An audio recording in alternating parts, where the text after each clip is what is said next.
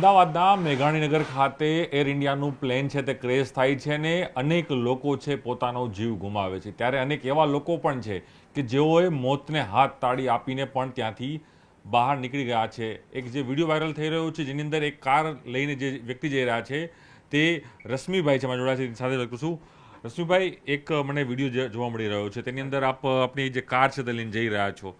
આખી ઘટનાક્રમ શું થયો હતો, આપણે કેમ અહીંયા એ તરફ જઈ રહ્યા હતા અને શું આખી ઘટનાક્રમ બન્યો હતો? આપની આંખે હજી પણ મને દેખાય છે કે ડર અને એ વાતાવરણ ચોવીસલા છતાં પણ હજી પણ દેખાઈ રહ્યો છે. હું મારા ઘરેથી મારા અંગત કામ માટે શાહીબાગ વિસ્તારમાં જઈ રહ્યો હતો. FSL 4 રસ્તાથી રાઈટ ટર્ન મારી અને મેં ઘોડા કેમ્પ બાજુ મારી ગાડી લીધી અને જસ્ટ NIOHની એક ત્યાં ઓફિસ છે, ઓફિસના ગેટની સહેજ જ આગળ હું વળવાનો પ્રયત્ન કરતો હતો શાહીબાગ બાજુ, અને એક એવો ભયંકર બ્લાસ્ટ થયો કે જે મારા કલ્પના બહાર મેં મારી જિંદગીમાં આવો ટીવીમાં પણ નથી જોયો અને વિચાર્યું પણ નહીં હોય એવો બ્લાસ્ટ થયો.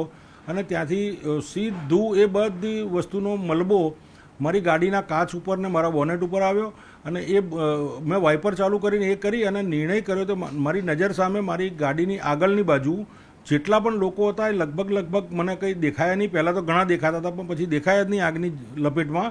અને ત્યાં એક બાળક આડો પડેલો હતો, 2-3 સ્કૂટર પડેલા હતા, 1-2 હેલ્મેટ પડેલા હતા આડા. અને મેં મારો નિર્ણય કરી અને ગાડીને રિવર્સ કરી અને સીધું એક ફૂલ સ્પીડમાં મેં આગળ ગાડી ભગાવી લીધી. કદાચ તમારી ઘણી પણ એજ થઈ હશે, કદાચ આટલી લાઈફની અંદર તમે પણ કહ્યું કે મીડિયા અથવા પછી કોઈ આવો વિડીયો પણ નહીં જોયો કે આ પ્રકારની ઘટના, અને તમે એ લાઈવ એ જોયું. કદાચ થોડીક ક્ષણ થયો ને ગાડી આગળ જતી રહી હોત તો શું થાય? 5 સેકન્ડનો પણ જો ફરક પડ્યો હોત તો હું તમારી સાથે વાત ના કરી શક્યો હોત, ત્યારે વાત કરવાના લાયક પણ બચ્યો જ ના હોત.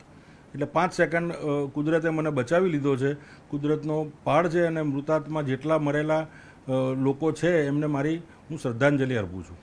એટલે એવું કહે છે કે રશ્મિભાઈ કે મોતને હાથ તાલે દઈને બહાર નીકળી ગયા, કારણ કે સ્થિતિ જે વિડીયોમાં જોવા મળી રહ્યું છે એકદમ બ્લાસ્ટ થઈ રહ્યો છે રોડ ઉપર અને આપનું વાહન છે ત્યાંથી તમે યુટર્ન મારી રહ્યા છો. જી બિલકુલ, હું 5 સેકન્ડનો મારે કુદરતે મને બચાવી લીધો છે 5 સેકન્ડ માટે. જો 5 સેકન્ડ હું આગળ જતો રહ્યો હોત તો એ આગની લપેટમાં હું આવી ગયો હોત. એ સમય શું સ્થિતિ હતી એ સમયમાં? કારણ કે જે રીતે બ્લાસ્ટ થાય છે, રોડ ઉપર આગ દેખાઈ રહી છે, લોકો વાહનો લઈને જઈ રહ્યા હતા, 2 વ્હીલર ચાલકો પણ હતા ઘણા બધા. અહીંયા બેઠા એક વ્યક્તિ 14 વર્ષના બાળકનું પણ ત્યાં મોત થઈ જાય છે તેના કારણે. તો એ સમયનો જે માહોલ કેવી કલ્પના થઈ છે તમને? એ મારી ગાડીની આગળ એક બેન દોડી રહ્યા છે, એ બેનના બાળકને જ આ વસ્તુ બન્યું છે. એ બેન અહીંયા ત્યાંની ચાની કિટલી ચલાવે છે બહાર ઘોડા કેમ્પના SRPના કેમ્પના દરવાજાની બિલકુલ સામે. એ જ બેનનો આ મારી ગાડીની આગળ દોડતો વિડીયો છે. અને એ પરિસ્થિતિમાં મેં ત્યાં જોયું છે, ત્યાં પાછળથી જે લોકો ભાગ્યા હતા, આ વિડીયો મારી ગાડીનો મને ખબર નથી કેવી રીતે ઉતર્યો, કોકે ત્યાંથી દૂરથી ઉતારી લીધો હશે.